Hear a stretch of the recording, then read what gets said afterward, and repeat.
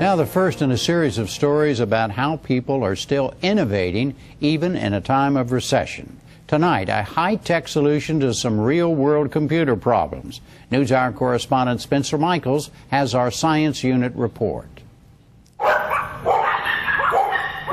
At WAG Hotels, an upscale dog care facility in San Francisco, life can get complicated for the humans. Some dogs come here for play, some for nail clips, some for vaccines. Some come for the day, some overnight. To keep track of schedules and appointments and supplies, managers have begun using what's called cloud computing. You're looking for accommodations for your dog? Rather than relying on programs bought and installed on company computers, WAG Hotels use programs and data stored on the internet or the cloud. CEO Richard Groberg is a big enthusiast.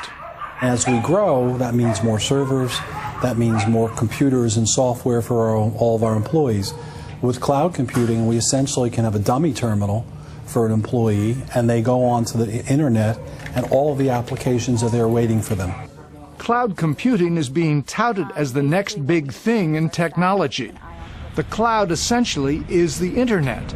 Data then is in the sky or the clouds, that is, on the internet, actually in some server, waiting to be called down to Earth, just the way you get information from MapQuest or a Google search.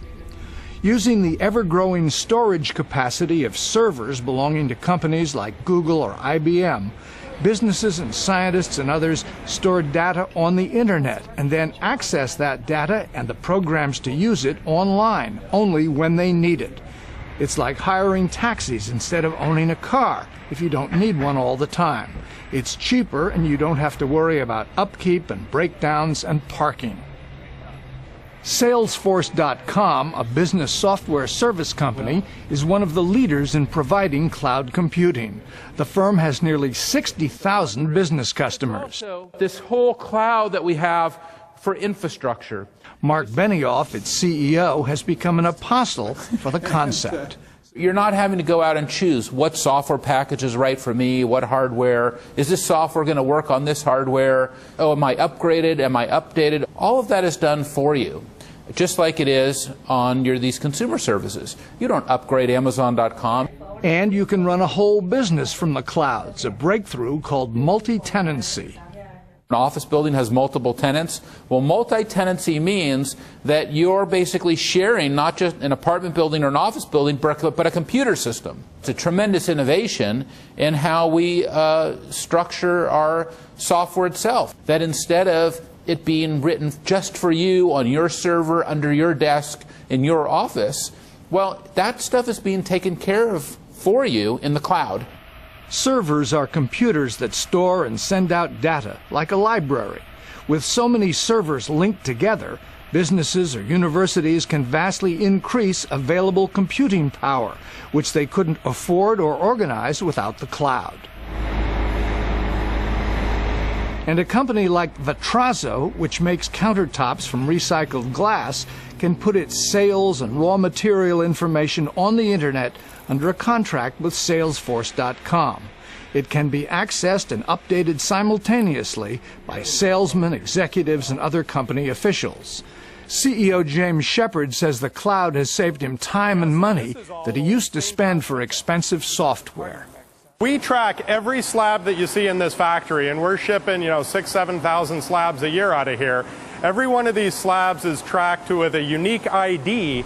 Software developers fear they could lose business to the cloud, and business is only one use. Now I'm going to take you guys to school in a little bit here.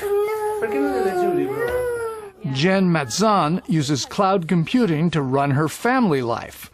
With twin boys and a 5-year-old daughter and an artist husband, her schedule gets pretty complicated. I'm not with the people that I love during the day. You want to put it on the floor? No. No? What do you? I want I mean, you know, my husband, he works in the studio. My kids are either with their grandparents or in daycare. So in order to stay in touch with them and to make sure that, you know, my husband picks up the kids from daycare that day, or, you know, that I remember to pick up the dry cleaning, I rely on, you know, information sent to me here. A product manager for Google, Matt Son, stays in touch using Google Docs, a program that relies on cloud computing. I can log into Google Docs and get information about, you know, what my kids have done in school today from the teacher, and I can respond and we can have a dialogue, so that when I have, you know, 5 minutes between meetings of downtime, I can say, you know what, I want to use this 5 minutes to check in with my teacher on how my kids are doing. Are you saying that the teacher in the school is onto this system as well and can reply to you? Yes, absolutely. Matson is aware that some people ridicule her incessant use of the internet and the cloud as too complicated. Who doesn't want a simpler life? For me, I find this way of working more simple, because when I'm in a place and I need a piece of information, I have it at my fingertips. On the job, she uses cloud computing to share and work on documents with fellow workers. What's changed is that everybody is working off the same version of a document that is in the cloud versus working off of their different silos of the document, each on their own computers. Even the company picnic can be planned in the clouds, favorite foods and major dislikes, and what everybody will bring. Google, which uses cloud computing in most of its own development work, is betting the concept will take off and soon will be the standard in business. We talked with Eric Schmidt, the CEO in Google's own studio, about the science behind cloud computing. Computers have gotten so powerful that they can be tiny and amazingly useful. We can now have these huge data farms, and they're getting so much more powerful that we can make sure we keep all your information there and we don't lose it like you will. So why is this important? Why do people say this is the next big thing, cloud computing? Well, a simple question for a consumer. So have you ever dropped your computer? Have you ever broken it? Has it ever not worked on you?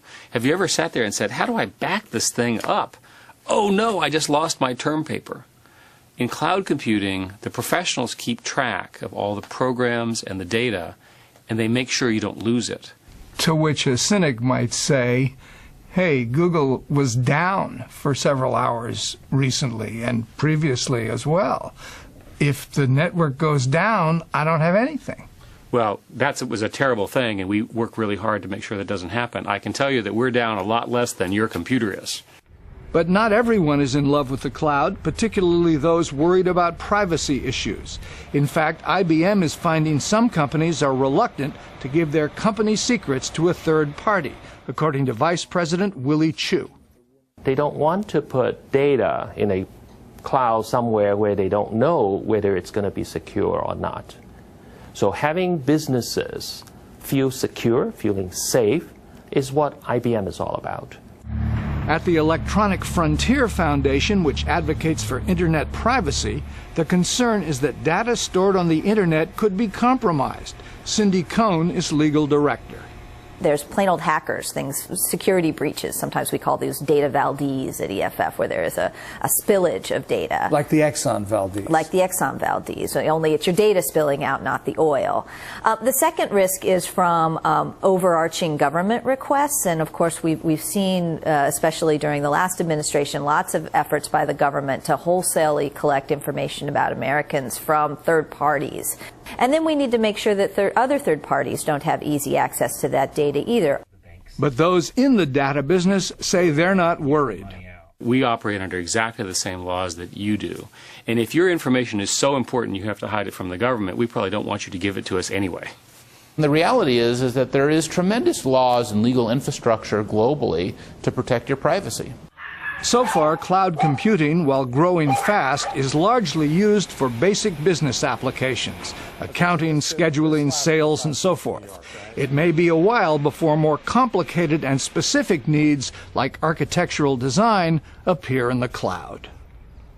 You can watch more of Spencer's interview with Google CEO Schmidt on our website. Also there on our education page is NewsHour Extra, and you can find more about cloud computing and a lesson plan about privacy issues. It's all at newshour.pbs.org.